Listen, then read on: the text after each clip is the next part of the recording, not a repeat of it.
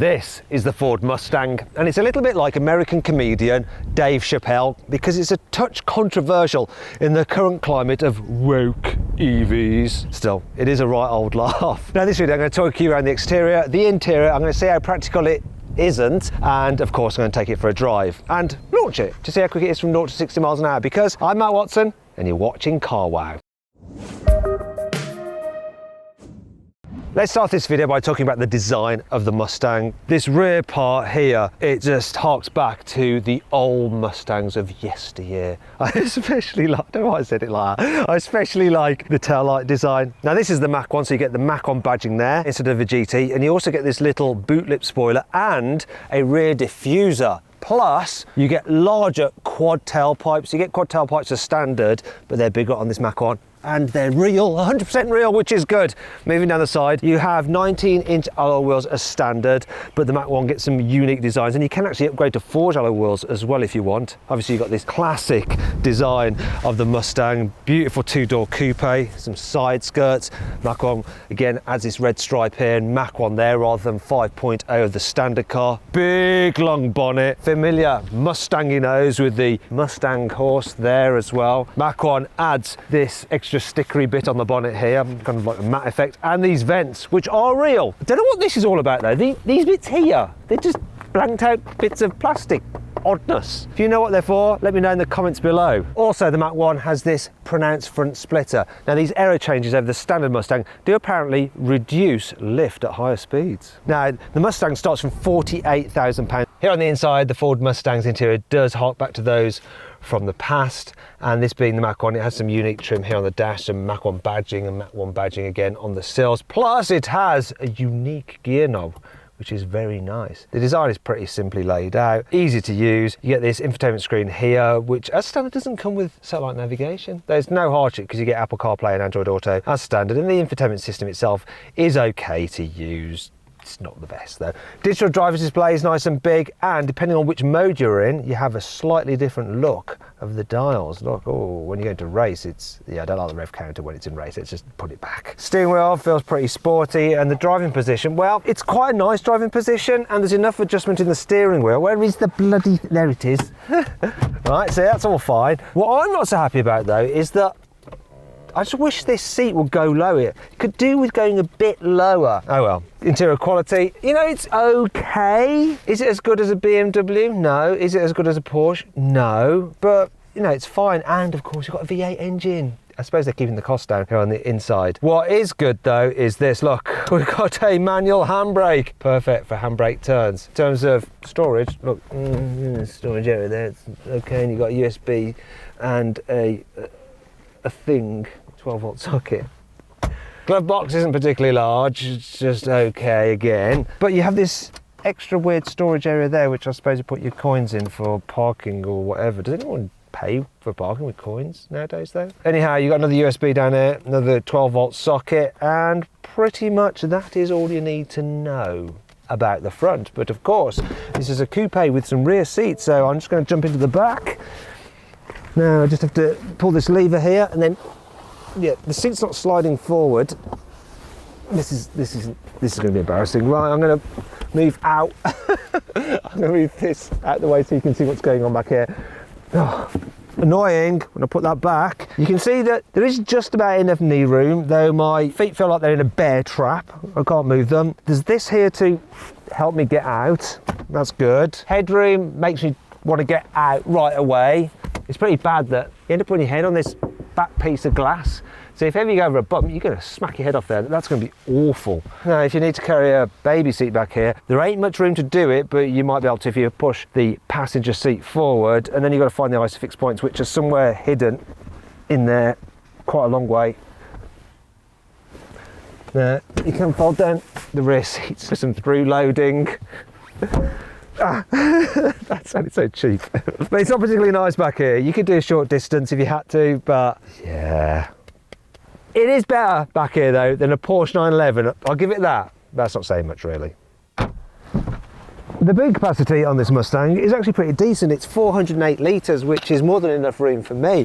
The problem is the access to it. The aperture isn't particularly wide, and there's a bit of a boot lip to lift things over.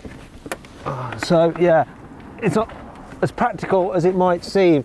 And that brings us to 5 annoying things about this car. This car is pretty well equipped, you know. For instance, this Mach 1 version has ventilated seats as standard, which is lovely if you like a cool bottom. However, if you upgrade to the Recaro seats, then you lose that lovely ventilation function, so you might have a bit of a sweaty arse on a hot day. The normal Ford Mustang comes with adaptive cruise control as standard, which is good. However, if you pay extra for the Mach 1, then you don't get that at all. You just get a very basic cruise control system for some reason.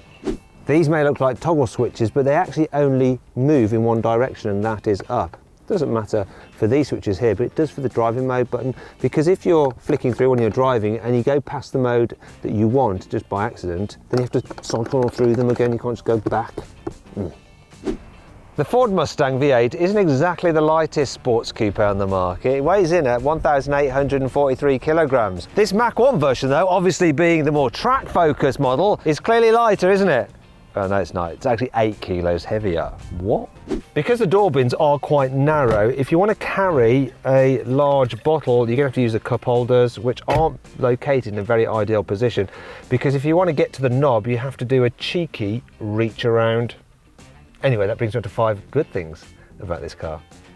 One of the great things about the Mustang is that Ford lets you enjoy the full musical delights of their V8 when you're stationary, because there are no soft limiters like you get with the German V8. So go and rev it up all the way. Oh, come on!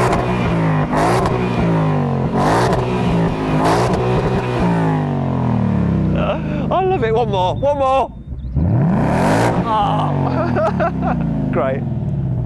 While you can be raucous with exhaust, there is also a quiet setting. So it's less intrusive, and beyond that you even have a quiet start mode where you can actually set the car so that it'll start quieter, and then the exhaust valves will open as you drive off so you don't disturb your neighbours. And you can even set a quiet time so that it knows to start on quiet mode if it's early in the morning or maybe late at night, depending on how you set it. If you go for the Mach 1 version of the Mustang, you get some chassis upgrades, including stiffer front springs and anti-roll bars, recalibrated dampers. You also get a bigger brake booster and special fins underneath the car to feed cold air over the brakes to help cool them if you're doing some track work. Also, you get the rear subframes from the Shelby models, which you can't get in the UK, so it's just a bit more sporty. Because this car is a Mustang, Ford thought it'd be funny to make the sound of the indicator repeater to mimic the clippity-clop of a horse trotting, so have a listen to this.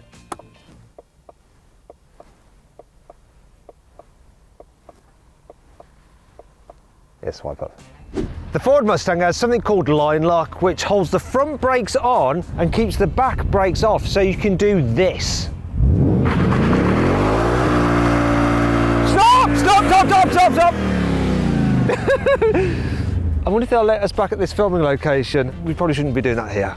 Now we come to the main reason to buy a Ford Mustang, and it's this. The fact that in the UK you can only get it with a naturally aspirated 5-litre V8. In the normal GT model it puts out 450 horsepower, but thanks to a new air intake system and ECU remap, in this Mach 1 it has 10 ponies more. 460 horsepower. Now the standard car is only available with a 10-speed automatic, but you can get the Mach 1 with an optional 6-speed manual if you prefer. Right, let's see what this Ford Mustang is like to drive. Starting off in the place where it's not really designed for. I'm going to try it in town first, because to get to a twisty road you'll probably have to drive through a town at some point, so let's see what it's like. The first thing to note is the manual gearbox. It's lovely to use actually. It's not tiresome, and yeah, it's got a really nice solid sporty feel to it.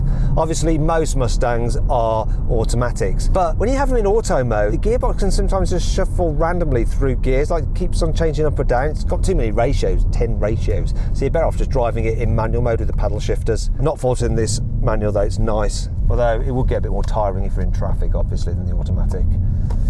I'll tell you what's also nice, this Mach 1 has adaptive suspension, so it doesn't feel overly firm over bumps, this car, and the normal car with its standard springs is actually pretty decent around town as well, so if you hit a pothole or a speed hump, it's okay. What's not quite so good though is the visibility, so that long bonnet does make it hard to actually position the car through tiny gaps, so that is a bit of a problem. Back window is actually quite big though.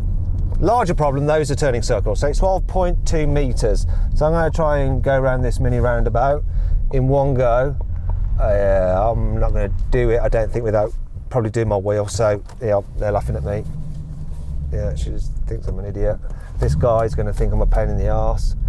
Sorry, thank you very much for being patient. Yes, he's actually laughing.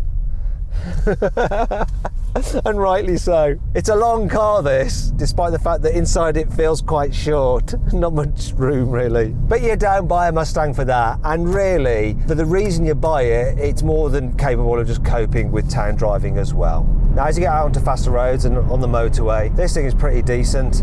So it's more comfortable than you'd imagine. That's partly due to the seats. They are really soft and squidgy, yet they do hold you well enough in place when you're going quick around corners. You do get a bit of tyre noise because you've got big tyres and some wind noise as well, but it's bearable. Less bearable is the economy. So this car is averaging 21 miles to the gallon, which is actually slightly better than I was anticipating, but still, it's pretty poor, isn't it? You're going to be filling this car up a lot and it will cost you quite a bit to run. Now let's see what this Mustang is like on a twisty road. I'll tell you what, the throttle response is crisp. It's naturally aspirated engines for you.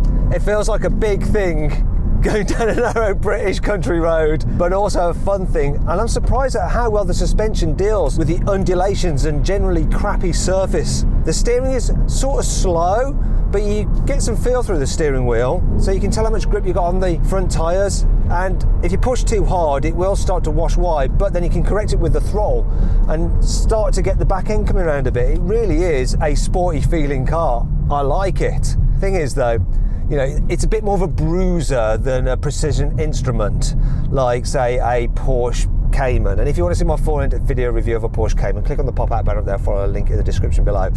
I do like it though, and I love the noise. I also like the fact that we've got all the safety systems just there, so that I don't crash into the car that's filming me, the one in front.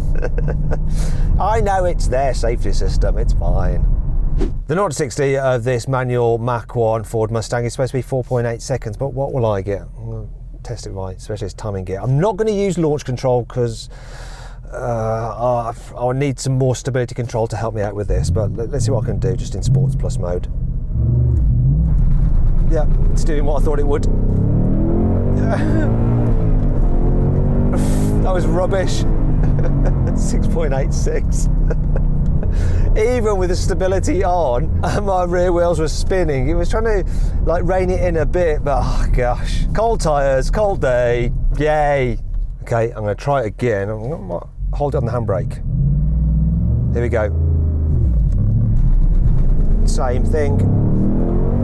You really have to rev this engine to get the most out of it. That was worse. Sorry, America. Now I know you're all commenting, Matt's a rubbish driver, he can't launch control, he needs an automatically launch control. Yeah, I know, alright. Alright then, if you insist, I'll have one last go. I'm going to do it in race mode rather than Sport Plus, see if that helps. Here we go. No, just parked. And spun into second, but I did a better time. 6.01. Okay, one last go.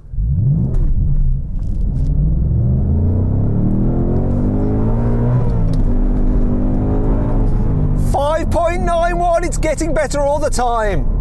Probably as my rear tyres are heating up. Anyway, I need to end it there now because I don't think I'm going to get to 4.8, am I? I don't think so.